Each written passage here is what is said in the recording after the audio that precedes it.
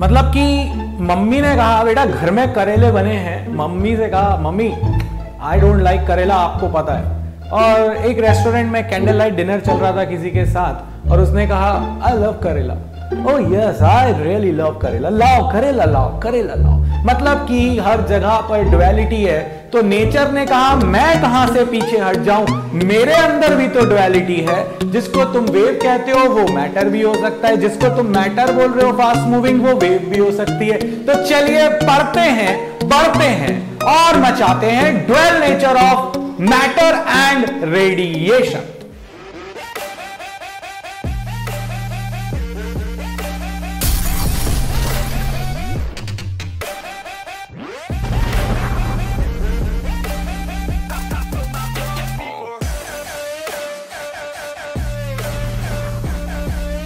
तो भाई स्कूल से अगर बाहर निकलना है तो वो जो गार्ड बैठा हुआ है ना गेट पर, उसको कुछ ना कुछ मिनिमम अमाउंट तो देना ही पड़ेगा। यही तो एक मतलब मुझे अच्छे से याद है स्कूल के टाइम पर मुझे तो हमारे यहाँ पे तो वो बीड़ी का फंडा था, तो उनको बीड़ी पकड़ा दो और वो स्कूल के बाहर निकल जाने देते थे चुपचाप से। तो यार कहीं पर भी कुछ भी निकलना है तो थोड़ा बहुत तो इन्वेस्ट करना पड़ेगा। उसी तरह से एक मेटल है, मेरे हाथ में इस समय एक मेटल है, मेटल के पास बहुत सारे फ्री इलेक्ट्रॉन्स हैं, मगर ये इलेक्ट्रॉन बाहर आने को तैयार नहीं है, क्योंकि मेटल के अंदर जो बैठे हुए आयंस हैं जिन्होंने इलेक्ट्रॉन को दिया है वो उसको अट्रैक्ट करके रखे हुए हैं। अंदर घूम सकता है भाई, बाहर नहीं जा सकता। स्कूल के अंदर घूमो जितना घूमना है, बाहर नहीं निकलना। और बाहर निकलना है तो कहीं ना कहीं थोड़ी सी ब्राइब, थोड़ी सी रिश्वत देनी पड़ेगी। यानी कि यहां पर अगर उस इलेक्ट्रॉन को बाहर निकालना है तो तुम्हें देनी पड़ेगी एनर्जी, और ये जो एनर्जी है ये अलग अलग तरह से दी जा सकती है। तो इलेक्ट्रॉन को जब आपको निकालना है किसी मेटल की सरफेस से तो उस फिनोमिना को अपन कहते हैं इलेक्ट्रॉन इमिशन। अब ये इलेक्ट्रॉन इमिशन आपके पास कितनी कैटेगरी का हो सकता है? ये भाई आपके पास, आपने आग लगा दी, मतलब कि एक थर्मल एनर्जी दे दी। अब अगर थर्मल एनर्जी दे दोगे तो यार ऑब्वियसली तुम्हें अगर बिठा दिया जाए तवे पे तो तुम मारे तो भगते बनोगे वहां से। तो वैसे ही हुआ उस इलेक्ट्रॉन के साथ, अगर तुमने हीट दी, अगर तुमने थर्मल एनर्जी दी, इलेक्ट्रॉन कहेगा मैं जा रहा हूं, तो उसको हम बोलते हैं थर्मल इमिशन। ठीक है, आग लगा दी, आग लगा देंगे, इस बार मचा देंगे। चलिए इसके बाद हमारे पास जो दूसरा आता है वो आता है इलेक्ट्रिक फील्ड। अगर इलेक्ट्रिक फील्ड देंगे तो याद करो F is equal to q E, force लगता है चार्जेस पर। अगर इलेक्ट्रॉन का चार्ज E है तो उस पर भी फोर्स लगेगा। इलेक्ट्रोस्टैटिक्स की प्लेज में अब जो प्रो पर देख रहे होंगे वो तो ठीक है, जो नहीं देख रहे हैं उनको स्लॉट 2 में तो मिलेगी, वहां पर तुम समझोगे F is equal to q E. तो ये जो फोर्स है इलेक्ट्रिक फील्ड का, वो इलेक्ट्रिक फील्ड का फोर्स मजबूर कर देता है इलेक्ट्रॉन्स को बाहर आने के लिए। अगर आपकी एक इलेक्ट्रिक फील्ड सफिशिएंट हो तो उसे हम कहते हैं फील्ड इमिशन। और भाई साहब हम सबको एनर्जी देने वाले सूर्य देवता sunlight, light is a form of energy. तो जो लाइट आ रही है अगर उसके फोटॉन से इंसिडेंट हुए और इतनी सफिशिएंट एनर्जी हुई कि वो इलेक्ट्रॉन को नॉकआउट कर लिया, बाहर कर लिया, तो उसे अपन कहते हैं फोटो इलेक्ट्रिक एमिशन। और ये जो फोटो इलेक्ट्रिक एमिशन है ये ही हमारे सिलेबस में है, ये बाकी दो तो हमारे पास इंफॉर्मेशन की तरह आ गए। सो फोटो इलेक्ट्रिक एमिशन में बढ़ जाते हैं आगे और देखते हैं उसकी डेफिनेशन। तो क्या कहती है definition? The emission of electrons from a metallic surface when irradiated by electromagnetic radiation is called, और ये जरूरी नहीं है सारे रेडिएशन से निकले, मतलब ऐसा नहीं करना कि बल्ब जला दिया अभी इलेक्ट्रॉन्स निकल रहे होंगे पकड़ो, ऐसा नहीं होगा, है ना, मतलब सफिशिएंट फ्रीक्वेंसी की। तो when a light incident on the surface of a metal of suitable frequency and the electrons will start coming out from the metallic surface, then it is called photoelectric emission। अब कुछ important terms हैं और ये काम के terms हैं। एक बात बताओ कि हर कोई स्कूल के बाहर जा पाएगा क्या?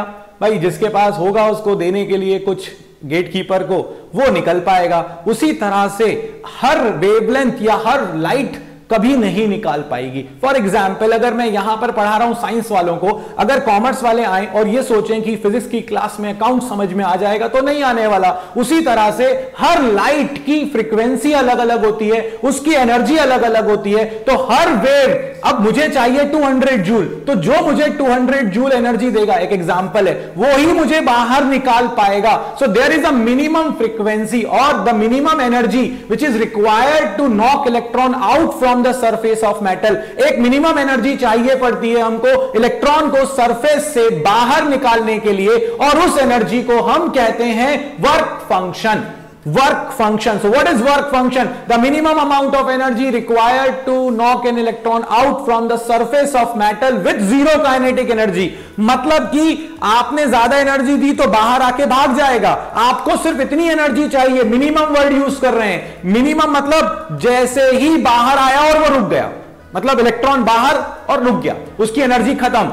तुमने इतनी की भरी उस टॉय के अंदर कि वो बस 1 मीटर चल सकता था, तो 1 मीटर के बाद वो रुक जाएगा. तो उसी तरह से ये वो मिनिमम एनर्जी है जो इलेक्ट्रॉन को सरफेस से जस्ट बाहर लाए. इसीलिए यहां पर मैंने एक लाइन ऐड करी है, and that is with zero kinetic energy. The minimum amount of energy required to eject electron from the metal surface with zero kinetic energy is called work function. कई बुक्स में इसको E not से represent करते हैं, कई books में phi से.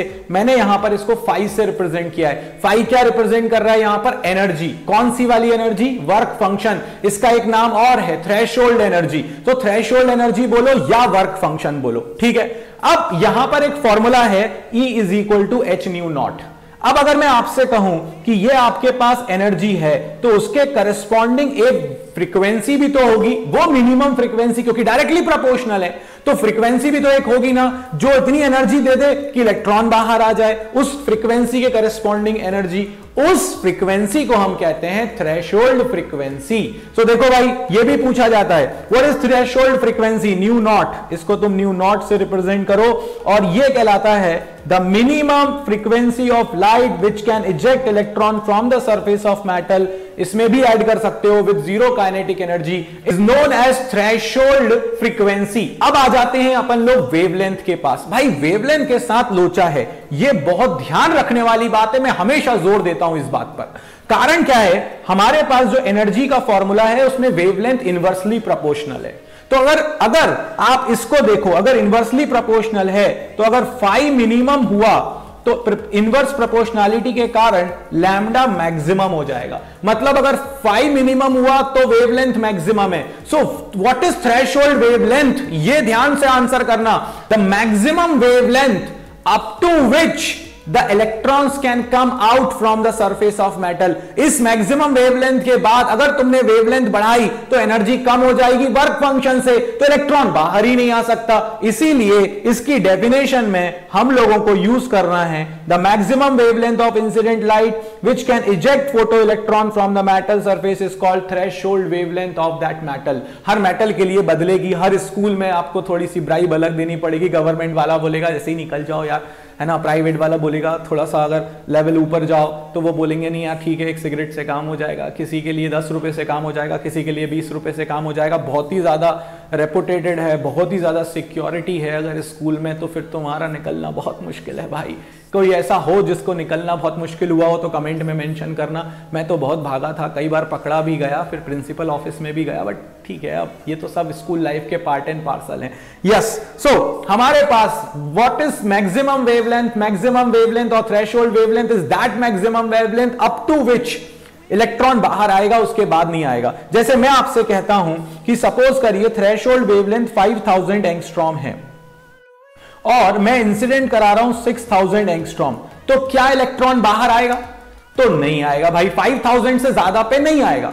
But frequency अगर सपोज करो 5 मेगाहर्ट्ज ले ली मैंने थ्रेशोल्ड फ्रीक्वेंसी, और 6 मेगाहर्ट्ज अगर इंसिडेंट करा रहा हूं तो क्या निकलेगा? बिल्कुल निकलेगा, क्योंकि फ्रीक्वेंसी मिनिमम होती है, उससे ज्यादा पर इलेक्ट्रॉन निकलता है. वेवलेंथ मैक्सिमम होती है, उससे कम पर इलेक्ट्रॉन निकलता है. याद रखना इस बात को. इसके बाद आते हैं हमारे पास पिक्चर में बहुत ही महान इंसान, जहां से क्वेश्चन बनने के चांसेस भरपूर हैं, और वो है हमारे पास लेनार्ड एक्सपेरिमेंट. तो भाई लेनार्ड साहब ने क्या किया? लेनार्ड साहब ने स्टडी करी इस फोटो इलेक्ट्रिक इफेक्ट की, और उन्होंने क्या किया? उन्होंने एक ट्यूब ली. ये आपके सामने एक ट्यूब है.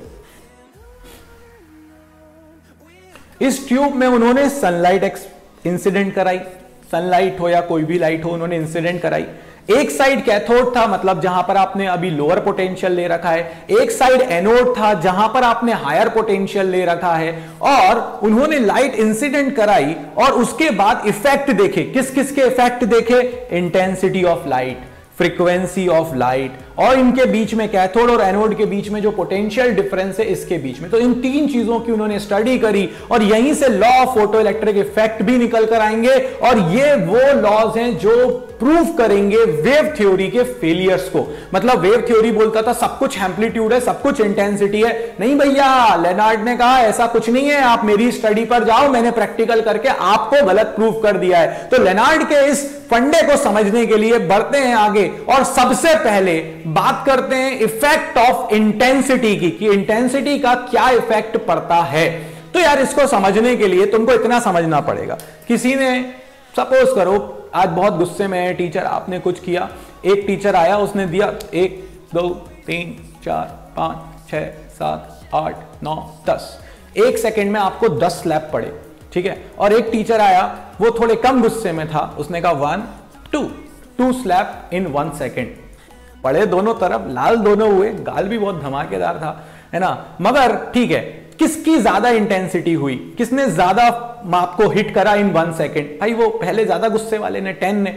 उसी तरह से जब लाइट ट्रेवल करती है in the form of bundles, Planck की थ्योरी है ना, और उसको हम बोलते हैं फोटोन, तो एक फोटोन जो होता है ना, वो एक इलेक्ट्रॉन को, जैसे आप कोचिंग के बाहर खड़े रहते हो और आपको पिकअप करने पेरेंट्स आ रहे हैं, अब सोशल डिस्टेंसिंग के कारण आप बहुत दूर दूर खड़े हुए हो, अब अगर पेरेंट्स आराम से आ रहे हैं तो आप धीरे धीरे जाओगे, ठीक है। और अगर पेरेंट्स बिल्कुल जल्दी जल्दी आ रहे हैं, आए ले गए, तो आप जल्दी निकल जाओगे बाहर। उसी तरह से इंटेंसिटी का मतलब होता है एनर्जी इंसिडेंटिंग पर यूनिट एरिया पर सेकेंड, या एनर्जी ज्यादा अच्छा वर्ड नहीं होगा क्योंकि एनर्जी फ्रीक्वेंसी से रिलेटेड होगी हमारी, हम इसको यूज करेंगे वर्ड फोटॉन्स। तो number of photons incidenting per unit area पर सेकेंड, ये कहलाती है इंटेंसिटी। अब अगर फोटॉन्स ज्यादा आए, एक फोटोन एक इलेक्ट्रॉन, याद रखना, एक फोटोन एक इलेक्ट्रॉन पॉलिसी, एक फोटोन आया उसने एक इलेक्ट्रॉन को लिया और चला गया, एक फोटोन आया उसने एक इलेक्ट्रॉन को लिया और चला गया। अब अगर तुम ज्यादा नंबर ऑफ फोटॉन्स इंसिडेंट कराओगे तो क्या होगा? ज्यादा इलेक्ट्रॉन्स निकलेंगे, और अगर ज्यादा इलेक्ट्रॉन्स निकलेंगे, चार्ज ज्यादा होगा, तो कैथोड से एनोड की तरफ ज्यादा चार्ज जाएगा, ज्यादा चार्ज जाएगा तो करंट की वैल्यू भी ज्यादा होगी, यानी कि जो फोटो करंट है, जो लाइट इंसिडेंट होने की वजह से बह रहा है, वो that is directly proportional to intensity of the incident light. यानी आप इंटेंसिटी बढ़ाते जाओ, इंटेंसिटी बढ़ रही है तो क्या बढ़ेगा? आज के बाद याद रख लो, दिमाग में अच्छे से बैठा लो, ये चैप्टर बहुत आसान है दोस्तों, अगर मेरे फंडे पे चल गए तो। तुम क्या बोल रहा है ये चैप्टर तुमसे? इंटेंसिटी बढ़ाओ, नंबर ऑफ फोटोन ज्यादा आएंगे, गाड़ियां जल्दी जल्दी आ रही हैं, ज्यादा आ रही हैं, ज्यादा स्टूडेंट्स बाहर निकलेंगे, ज्यादा फोटोन्स आए, ज्यादा इलेक्ट्रॉन्स निकले, एक फोटोन एक इलेक्ट्रॉन पॉलिसी है भाई। यहां पर कोई भेदभाव नहीं कर रहा है, यहां पर कोई ड्युअलिटी नहीं है, इसके साथ भी इसके साथ भी, ऐसा कुछ नहीं है। यहां एक इलेक्ट्रॉन एक बहुत लॉयल है, एक इलेक्ट्रॉन एक फोटोन बाहर, एक इलेक्ट्रॉन एक फोटोन एक इलेक्ट्रॉन बाहर, नंबर ऑफ फोटोन ज्यादा आए पर सेकेंड, यानी इंटेंसिटी ज्यादा है, इंटेंसिटी ज्यादा है तो ज्यादा चार्ज निकलेगा, ज्यादा चार्ज निकलेगा तो करंट ज्यादा बनेगा, यानी कि intensity is directly proportional to photo current, या ज्यादा अच्छा है, photo current is directly proportional to intensity. Photo current dependent है, इंटेंसिटी इंडिपेंडेंट है, उसको आप बढ़ाते जाओ, फोटो करंट बढ़ता चला जाएगा। और इसीलिए यहां पर आ गया आपका एक important graph between photo current versus intensity. जरूरी नहीं है यूनिट लिखो, अच्छी बात है अगर यूनिट लिखते हो तो। और ये आपसे कहता है कि it is straight line, directly proportional है। एक बात याद रखना, इंटेंसिटी से एनर्जी पर कोई फर्क नहीं पड़ता। इंटेंसिटी बढ़ाई उन्होंने तो करंट बढ़ा, मगर एनर्जी नहीं बढ़ी, क्योंकि फोटॉन्स जब आ रहे हैं तो नंबर ऑफ फोटॉन्स बदल रहे हैं, मगर उनकी एनर्जी क्या होती है? E is equal to h nu, यानी कि एनर्जी तो फ्रीक्वेंसी पे डिपेंडेंट है, इंटेंसिटी पर डिपेंडेंट नहीं है। और ये जो डायरेक्टली प्रोपोर्शनल की हमने बात करी, ये प्रोपोर्शनैलिटी वाली बात तभी पॉसिबल है जब आपकी जो फ्रीक्वेंसी हो वो थ्रेशोल्ड से ज्यादा हो। तो ये आपके पास रहा इंटेंसिटी का इफेक्ट। याद रखना, intensity is directly proportional to photo current. जितनी इंटेंसिटी बढ़ेगी फोटो करंट बढ़ेगा, नंबर ऑफ फोटॉन ज्यादा आएंगे उतने ज्यादा यहां पर चार्जेस निकलेंगे, जितने चार्जेस निकलेंगे उतना करंट बढ़ेगा। अब हमारे पास आएगा इफेक्ट ऑफ फ्रीक्वेंसी, अब हमारे पास आएगा इफेक्ट ऑफ पोटेंशियल, मगर वो आएगा हमारे नेक्स्ट वीडियो में। लाइक शेयर सब्सक्राइब करना गलती से भी मत भूलना। लाइव क्लासेस स्टार्ट हो चुकी हैं 12th प्रो पर, आ जाओ जरा जल्दी से, नीचे आपकी लिंक दी हुई है। भाई टॉप 100 तो हो गए हैं, वो जो तुम्हारे लिए कूपन था वो तो तुमने लूज कर दिया है, but yes still you have a chance to score 95 plus. तो भाई लाइक शेयर सब्सक्राइब करना बिल्कुल मत भूलना। जो तुम भूल भी नहीं रहे हो, इसको करते रहो, पढ़ते रहो, बढ़ते रहो, मचाते रहो। मिलते हैं नेक्स्ट वीडियो में इफेक्ट्स के साथ, देखना मत भूलना। जय हो। Through the wastelands, through the highways, till my shadow turns to sun